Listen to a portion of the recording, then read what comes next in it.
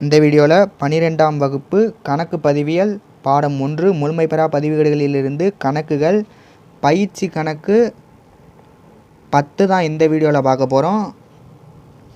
பின்வரும் தகவல்களிலிருந்து கடன் விற்பனையை காணவும்.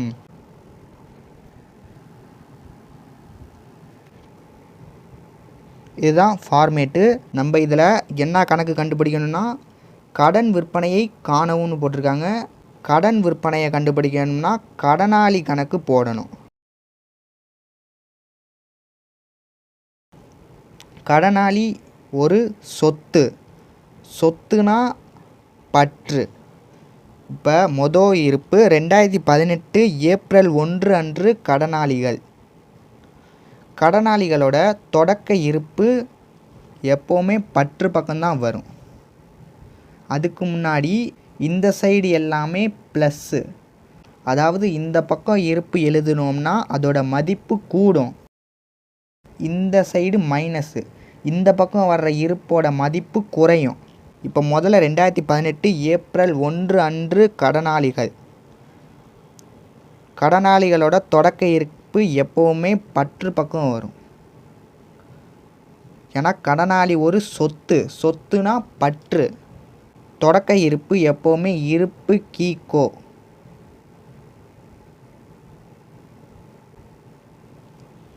₹1,00,000. அடுத்து கடனாளியிடமிருந்து பெற்ற ரொக்கம். இப்போ நீங்கள் ஒரு 5,00,000 மதிப்புள்ள ஒரு பொருளை விற்கிறீங்க கடனுக்கு. ஏன்னா நம்ம போகிறதே கடனாளி கணக்கு தான். கடனுக்கு நீங்கள் விற்கிறீங்க. கடனாளி அதில் 2,30,000 தரான். அப்படி தந்தால் கடனாளியோட மதிப்பு குறையும். குறையும்னா எந்த சைடு போடணும்? மைனஸ் சைடில் குறையிற பக்கத்தில் போடணும். ஷார்ட்டாக பெற்ற ரொக்கம்னு போட்டுக்கலாம். 2,30,000. அடுத்து அளித்த தள்ளுபடி. இப்போ ஒரு 10,00,000 மதிப்புள்ள ஒரு பொருளை கடனுக்கு தரீங்க. கடனாளி அதில் ஒரு தள்ளுபடி கேட்குறான். இந்த 10,00,000 எனக்கு 5,00,000 கழித்து கொடுங்க, 5,00,000 கொடுங்க அப்படின்னு நம்மள்கிட்ட கேட்குறான். அப்போ நம்ம தள்ளுபடி கொடுக்குறோம். அப்போ நம்மளோட மதிப்பு தான் குறையுது. குறையுதுன்னா எந்த சைடு போடணும்? இந்த சைடில் அளித்த தள்ளுபடி.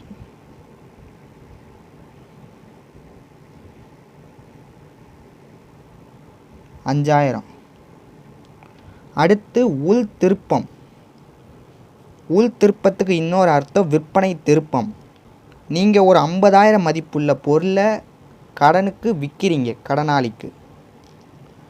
அவன் 25,000 மதிப்புள்ள பொருளை திருப்பி அனுப்புகிறான் நம்மளுக்கு. அப்போ அவன் இடத்துலேருந்து பார்க்கும்போது அவனோட மதிப்பு குறையுது. குறையுதுன்னா இந்த பக்கம் உள் திருப்பம். இன்னொரு அர்த்தம் விற்பனை திருப்பம். 25,000 மதிப்புள்ள பொருளை நமக்கு திருப்பி தரான். அப்போ அவனோட மதிப்பு குறையுதுன்னா குறையிற பக்கத்தில் எழுதணும். அடுத்து 2019 மார்ச் 31 அன்று கடனாளிகள். இறுதி கடனாளி. கடைசி மாதம் இறுதி கடனாளி. அப்போ தொடக்க கடனாளி ஒரு பக்கம் வந்துச்சுன்னா இறுதி கடனாளி இன்னொரு பக்கம் வரும். அதை இருப்பு கீன்னு எழுதணும். கீழ் இறக்கப்பட்டது 1,20,000. அவ்வளோதான், கணக்கு முடிஞ்சு. இப்போ இருப்பு கட்டிடணும். இந்த சைடு கூட்டினோம்னா 3,80,000. ரெண்டு காலத்துலேயுமே எழுதிக்கலாம். இப்போ அந்த 3,80,000 1,00,000 மைனஸ் பண்ணோம்னா 2,80,000.